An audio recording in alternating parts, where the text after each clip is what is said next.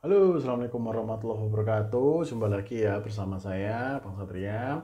Nah, pada kesempatan kali ini saya ingin sharing mengenai pengembangan kompetensi jalur pendidikan ya, baik untuk ASN, PNS, KLPD. Alhamdulillah, pada kesempatan kali ini saya diberikan kesempatan untuk tugas belajar di tahun ini.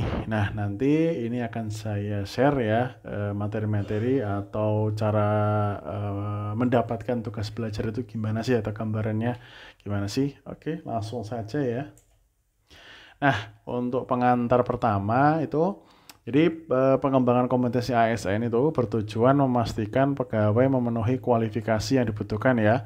Jadi kontribusi optimal bagi organisasi, transformasi SDM, aparatur melalui peningkatan kapasitas PNS berbasis kompetensi. Jadi perlu dilakukan via pendidikan ya, misal rekan-rekan masih yang SMA, D3, S1 mau yang ke jenjang lebih tinggi ya. Kemudian mempertimbangkan keuangan negara, pentingnya pengembangan kompetensi melalui pendidikan disosialisasikan lewat SE Menteri Pan-RB yaitu nomor 28 tahun 2021. Kemudian ini isi kontennya ya kurang lebih. Jadi yang pertama pengembangan kompetensi jalur pendidikan. Kemudian persyaratan tugas belajar itu apa saja ya. Kemudian tugas belajar beasiswa, kemudian tugas belajar biaya mandiri. Jadi ada dua ya pendanaannya, ada yang beasiswa, ada yang mandiri. Kemudian hak dan kewajiban PNS tugas belajar beasiswa dan belajar biaya mandiri ya. Kemudian ada pertanyaan yang sering ditanyakan ya nanti di sesi yang terakhir. Oke, selanjutnya. Nah, jadi yang pertama pengembangan kompetensi jalur pendidikan ya, yaitu pengembangan kompetensi melalui pendidikan bertujuan untuk mengisi kesenjangan ya antar standar kompetensi jabatan dan kompetensi PNS yang dibutuhkan. Ini melibatkan peningkatan keahlian PNS untuk tugas, organisasi, dan pengembangan karir.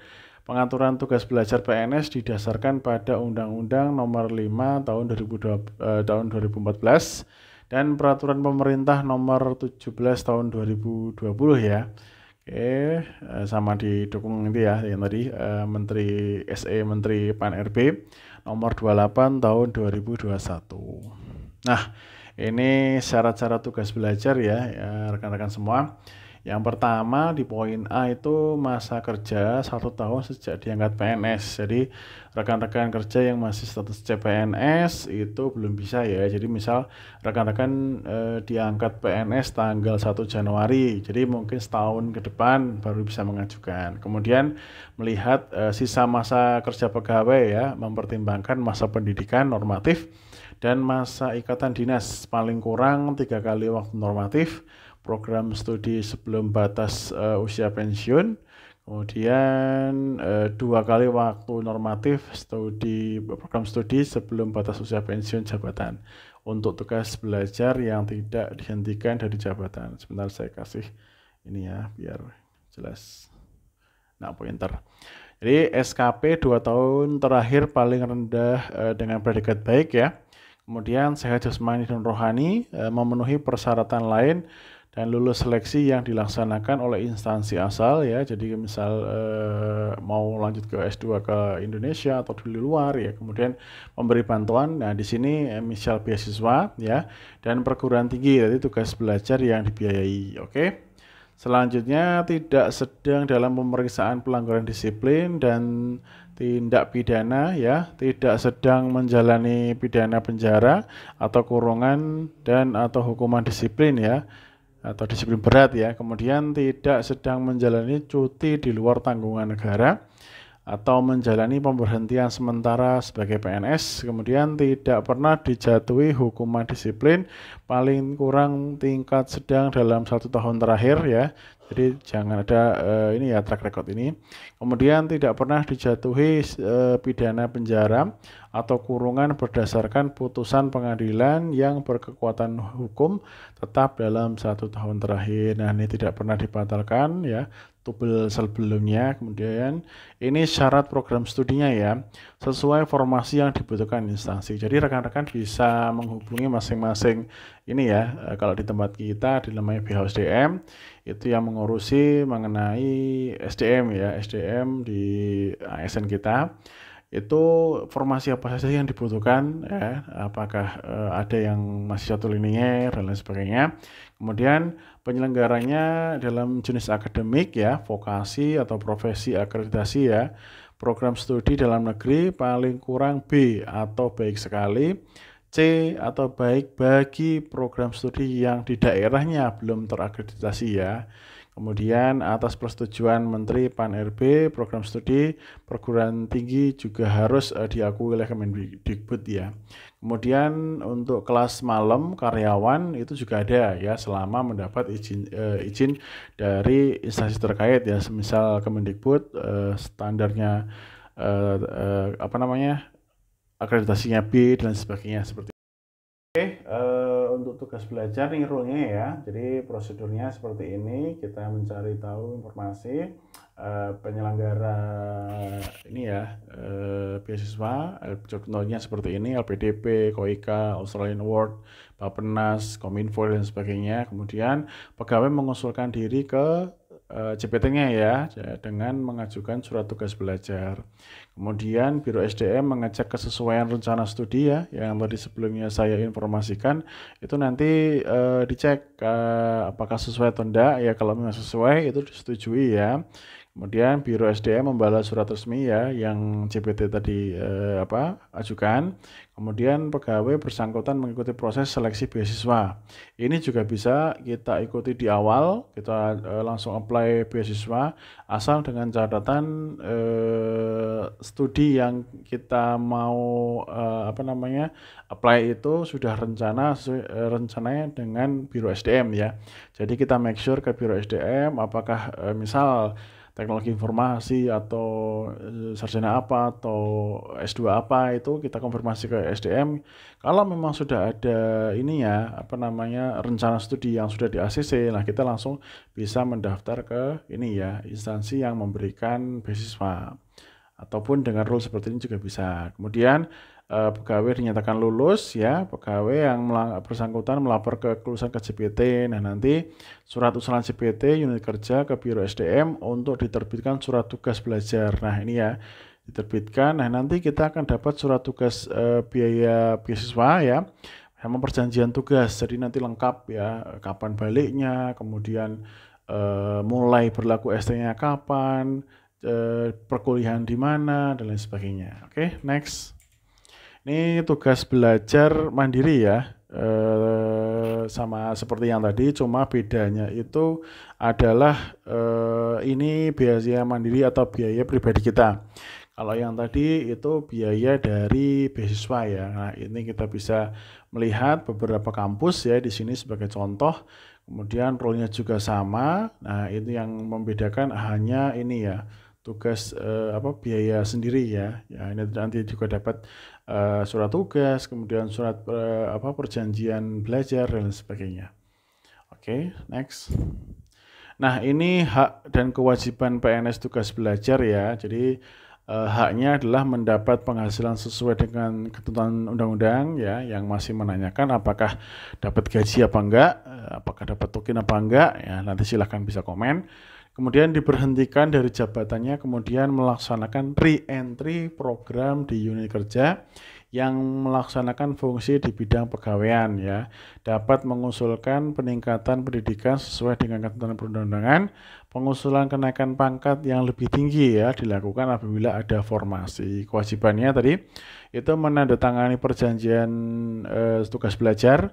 Kemudian PNS yang telah selesai menjalankan tugas belajar wajib lapor ke PPK maksimal 15 hari sejak berakhirnya tugas belajar. PNS yang telah menjalani tugas belajar wajib menjalankan ikatan dinas yang tidak boleh mengundurkan diri selama ikatan dinas tersebut.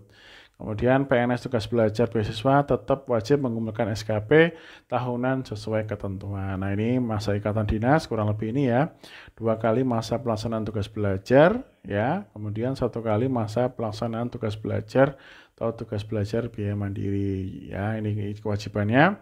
Jangka waktu ikatan dinas sudah terpenuhi, mencapai batas usia pensiun, diberhentikan sebagai PNS ya, ketentuan perundang-undangan. Next. ini juga hampir sama ya, bedanya adalah biaya mandiri ya, kita mengeluarkan apapun selama perkuliahan, transportasi dan sebagainya itu biaya mandiri ya. Haknya sama ya, tetap mendapatkan ketentuan ya, penghasilan sesuai dengan peraturan perundang-undangan sama ya, kurang lebih sama.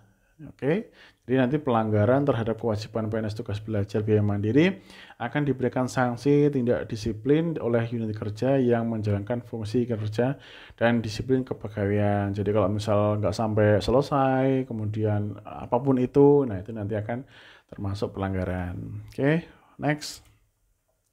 Nah ini pertanyaan yang sering muncul ya rekan-rekan. Jadi yang pertama contohnya berapa lama jangka waktu tugas belajar? Itu jawabannya masa studi tugas belajar sesuai dengan batas waktu normatif program studi di masing-masing perguruan tinggi. Selama masa studi diperhitungkan sebagai masa kerja PNS. Jadi misal 2 tahun ya tetap masa kerja PNS 2 tahun juga. Kemudian apakah bisa mengajukan perpanjang jangka waktu tugas belajar? Nah, yang poin A, jangka waktu tugas belajar dapat diperpanjang paling banyak 2 semester atau 1 tahun. Kriteria untuk diperpanjang maksud perubahan sistem studi, perkuliahan, kemudian keterlambatan penerima biaya tugas belajar ya, kalau misalnya yang beasiswa ya, karena ada keterlambatan, kemudian penyelesaian tugas akhir membutuhkan waktu tambahan karena ada situasi kondisi di luar kemampuan PNS yang bersangkutan ya.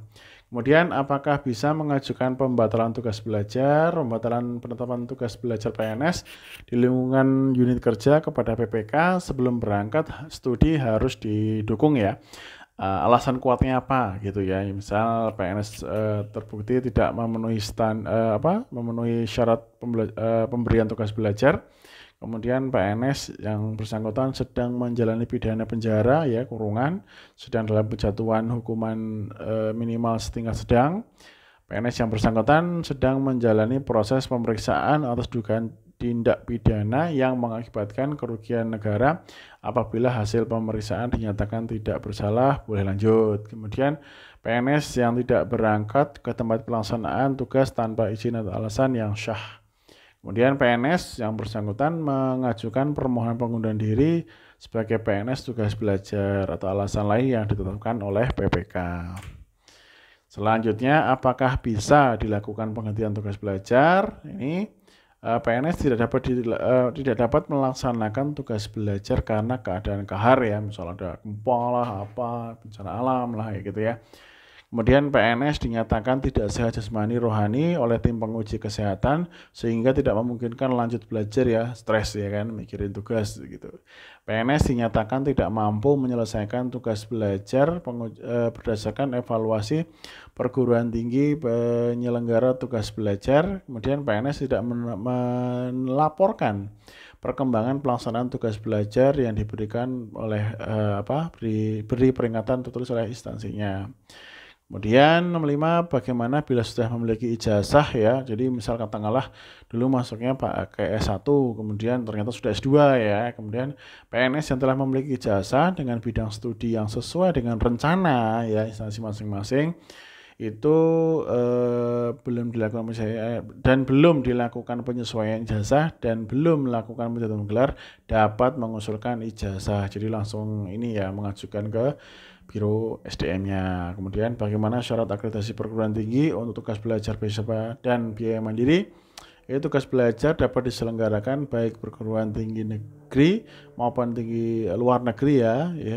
Kemudian perguruan tinggi dalam negeri dapat berupa perguruan tinggi negeri, kedinasan, swasta juga bisa. Khusus untuk kelas jarak jauh harus memiliki izin persetujuan ya penyelenggaraan prodi jarak jauh dari Kemendikbud yang saya tadi bilang. Bisa online, kemudian bisa kelas Sabtu malam hari ya kelas karyawan gitu ya. Syarat perguruan tinggi luar negeri harus diakui oleh negara yang bersangkutan dan Kemendikbud akreditasi program studi dalam negeri minimal B atau C bagi prodi di daerah yang belum terakreditasi perlu persetujuan Menteri Pan-RB. Oke, apapun yang dilakukan oleh seseorang itu hendaknya dapat bermanfaat bagi dirinya sendiri, bermanfaat bagi bangsanya, dan bermanfaat bagi manusia, dunia, dan umumnya ya.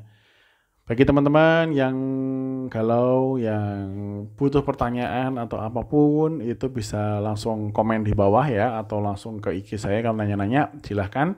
Kurang lebihnya saya mohon maaf, semoga bermanfaat. Oke, Assalamualaikum warahmatullahi wabarakatuh.